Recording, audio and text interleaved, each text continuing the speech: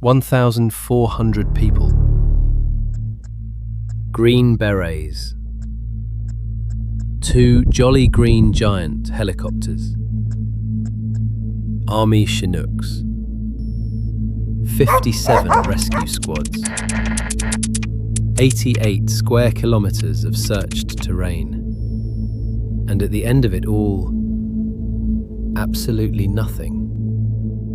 Not a single piece of clothing, not a shoe print, not one confirmed piece of evidence that a 6-year-old boy ever walked those mountains. This is not a story about a disappearance. This is an analysis of a systemic failure, an operation that mobilized the United States Army and ended in complete, absolute silence.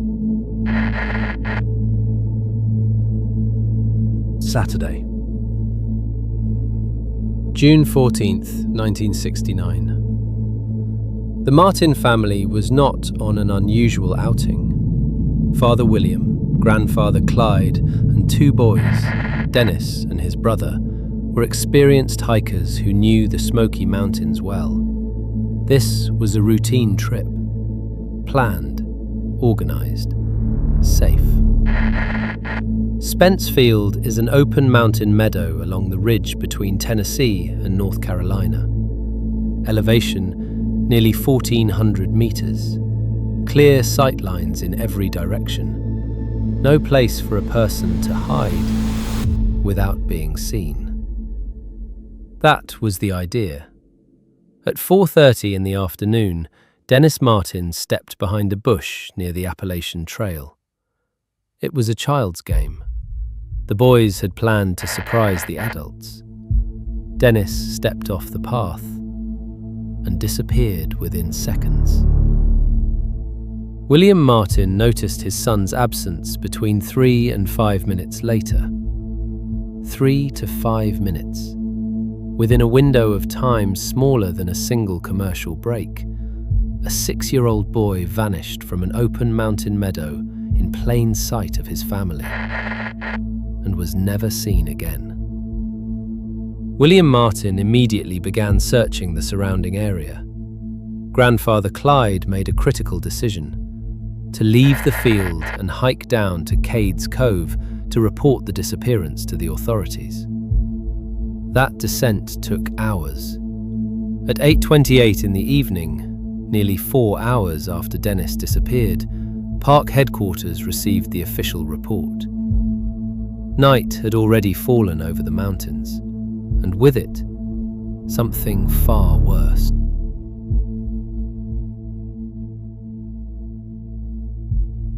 Hours after the disappearance, a storm hit the mountains.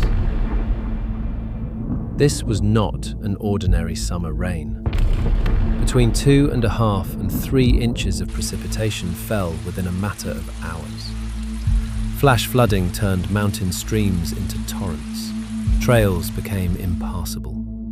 Overnight temperatures dropped to 50 degrees Fahrenheit, 10 degrees Celsius.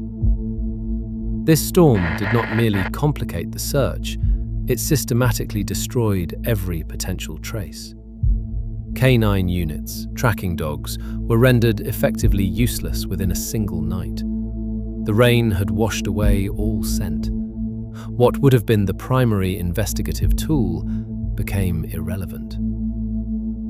By the morning of June 17th, dense fog had settled over the mountains at a level that grounded aviation support entirely. Helicopters stayed on the ground. Visibility was near zero. The boy had been outside all night, alone, at 50 degrees, in a storm. Wilderness survival experts have a specific term for the vegetation in these mountains. The locals know it well. They call it hells. Dense rhododendron and laurel thickets, so impenetrable that a grown man cannot push through without a blade. Visibility inside them, zero. Dennis Martin was 6 years old. He had nothing.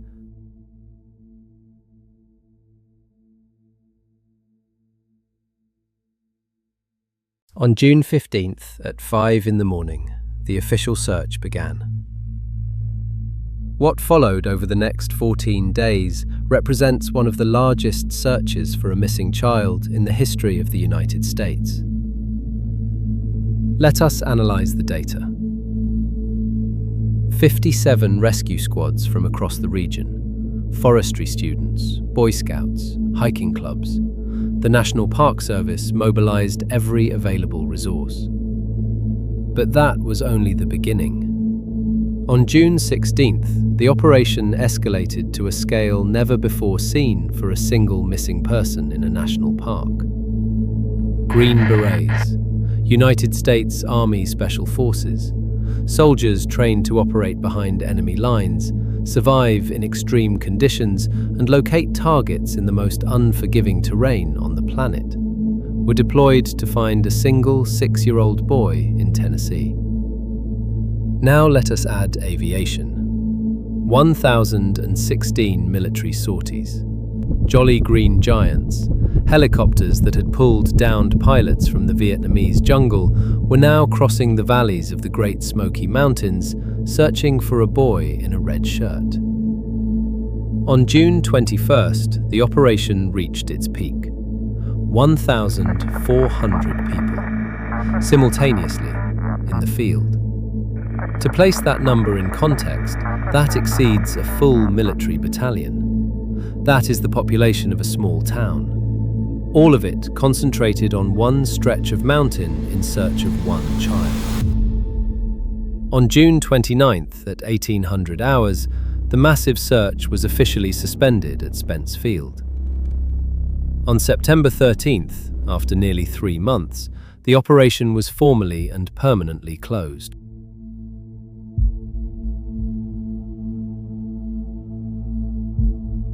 This is the section of the analysis that requires particular attention.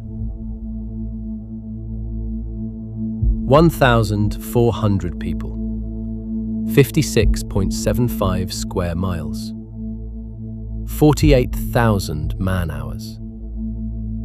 And in the end, what did they find?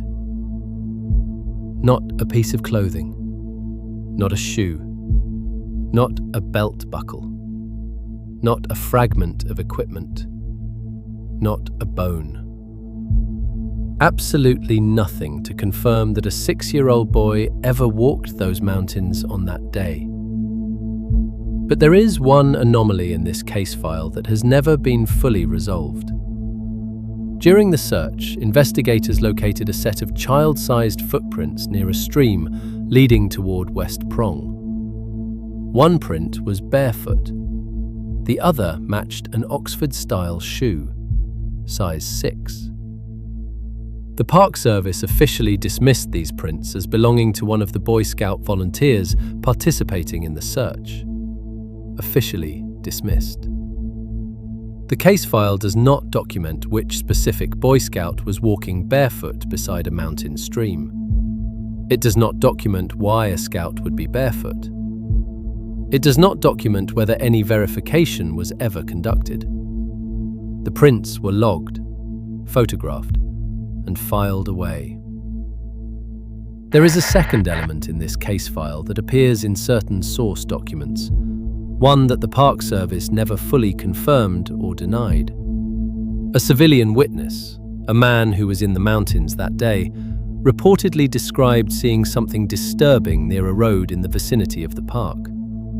Something he described as wrong, out of place for that terrain.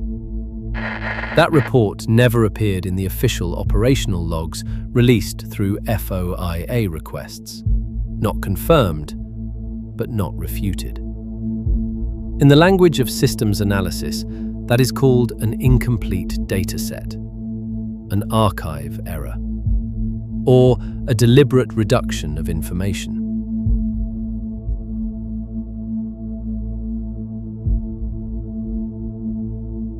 Some disappearances have answers.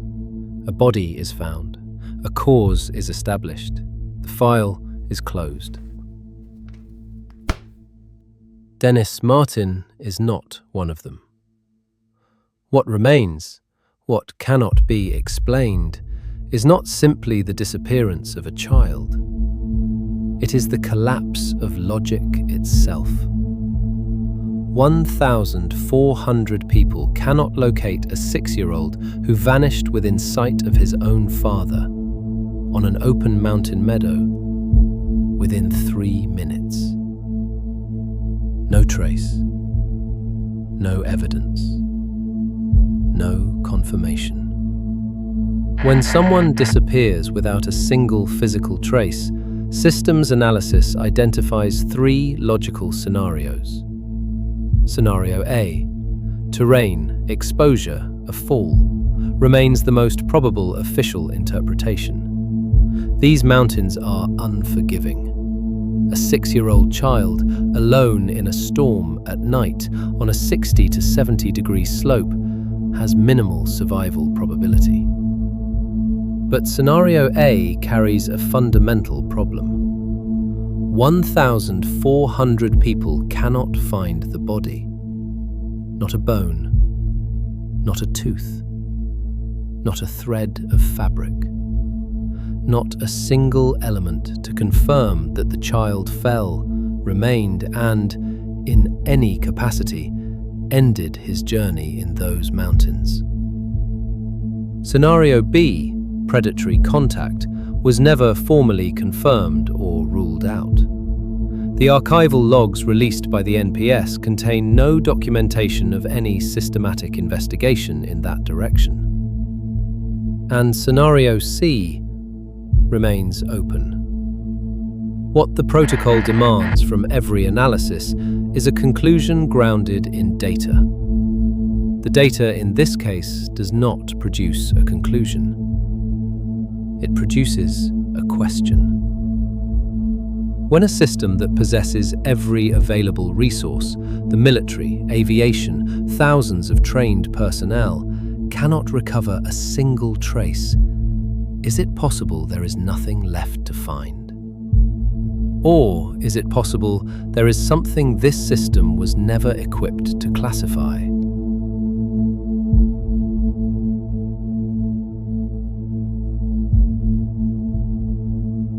Case File 002.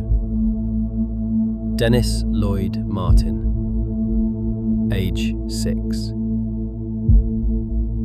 Last confirmed location: Spence Field, Great Smoky Mountains National Park. June 14th, 1969. Status: unresolved.